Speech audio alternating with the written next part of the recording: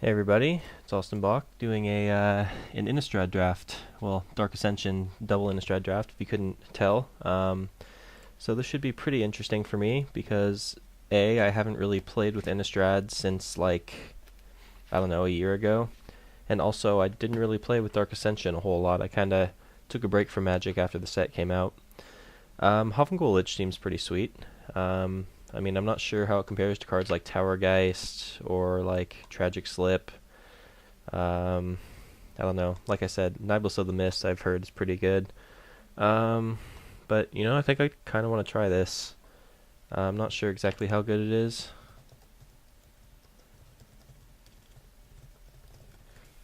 I'm just conferring with a friend to see if Hovengul Lich is worth taking, but I feel like it is. If we have some kind of like self-mill deck or something, we could take advantage of it.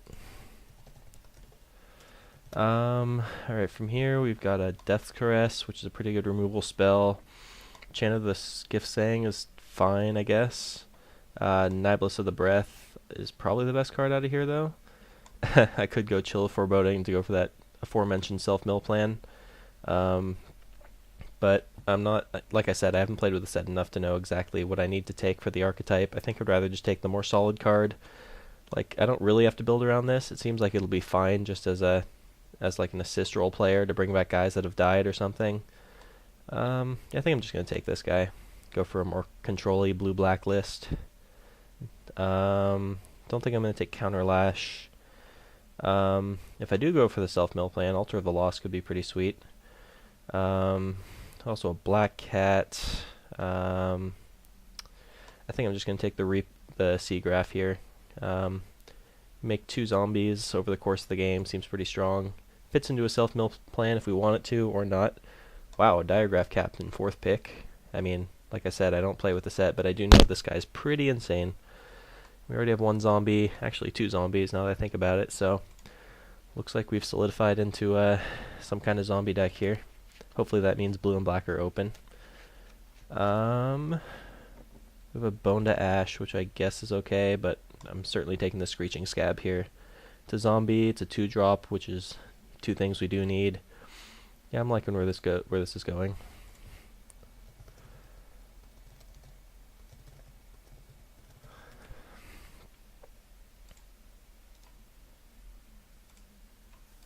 Alright, now we've got, what does this thing do? When it's dealt damage, no, it doesn't seem like it does much. I'm just going to take another Reap the Seagraph. More zombies, please. We haven't really taken anything other than creatures, so at some point I'm going to need to pick up some removal and whatnot. Unless I do end up going like just straight up zombie aggro, which could happen. Heavy Matic seems better in like a white deck with humans, obviously. Yeah, I mean, that kind of works with Reap the Seagraph, but I mean, I'd rather even just take Divination over this. Just seems better. I think I'm just going to take the Shriek Geist here as another low drop. Actually, Burden of Guilt might also be pretty sweet. Like, I could splash white or something, or go, if black or blue ends up drying up, I could go into another color. No, I'm just going to take the flyer, because it seems like cheap flyers are pretty good in this set. Like I said, it's been a long time since I played Innistrad Limited, so... Ooh, Death's Caress. Interesting. I guess I'm just going to take that here. Not sure why that wheeled. I mean, Artful Dodge doesn't seem like it's ever worth it. Enchant, I guess, is a removal spell, but Death's Caress is fine as well. Alright, Headless Scab is a zombie. So is Highborn Ghoul, but he's a little harder to cast. This guy's just bigger. So, yeah, I'm going to take this guy. Yeah, I'm liking where this is going so far. So far we are mono creatures except for the Death's Caress, but I think that's okay. We'll pick up some removal here. I'll take a Chant of the Skiff Saying here. It doesn't seem like Chill of Foreboding is really going to be worth it, even though we do have like a Headless Scab. I'll just take the Chant here.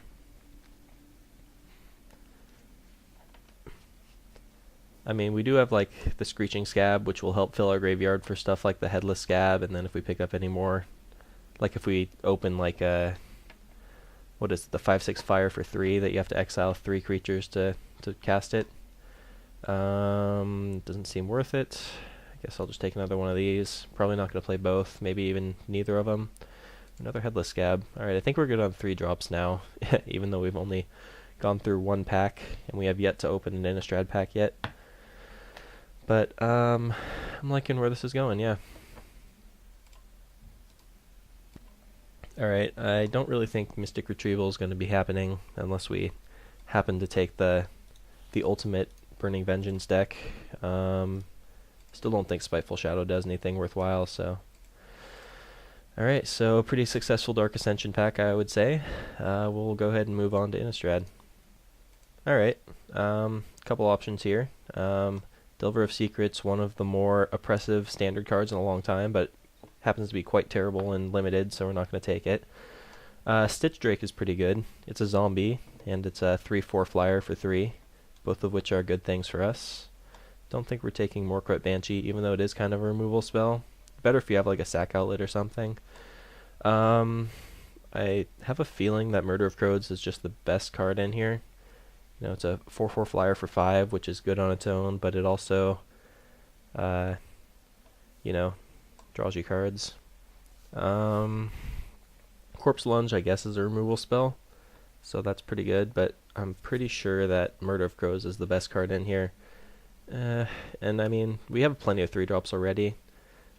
3-drop zombies, even, so I don't think Stitch Drake is that like essential to our deck that we don't have to pass the Murder of Crows.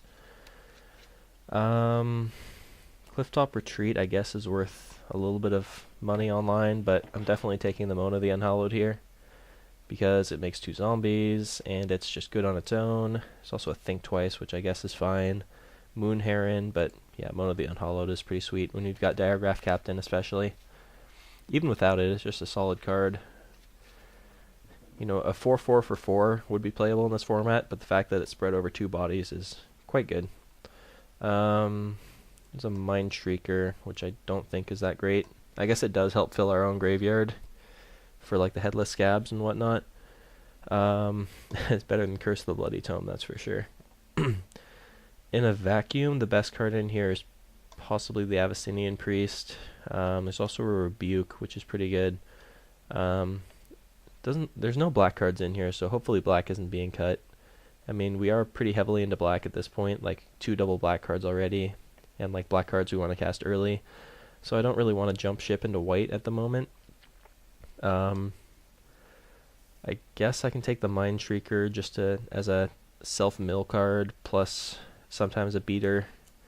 I think I'm just going to take the best card in the pack, which is the Priest. Leave our options open to go into blue-white, depending on how this goes. Ghoul Colors Chant, pretty sure is just not playable, especially when we've already got a Havengul Lich, which is basically just straight up better.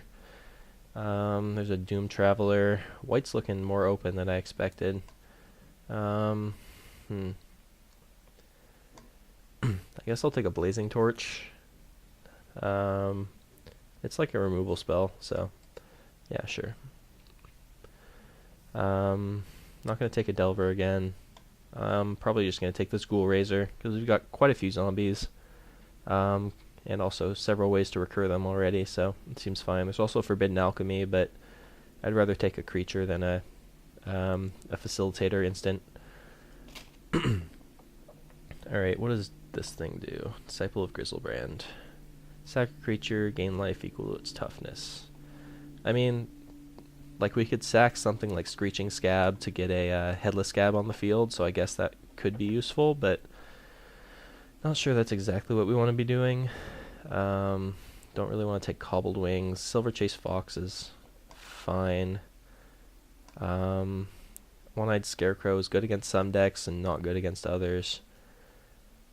I mean, due to my inexperience, I'm really not sure what to take out of this pack. I think I'm just going to take the Disciple, if only to try to monopolize on black in case other people are thinking of it. What is this still doing in the pack? What?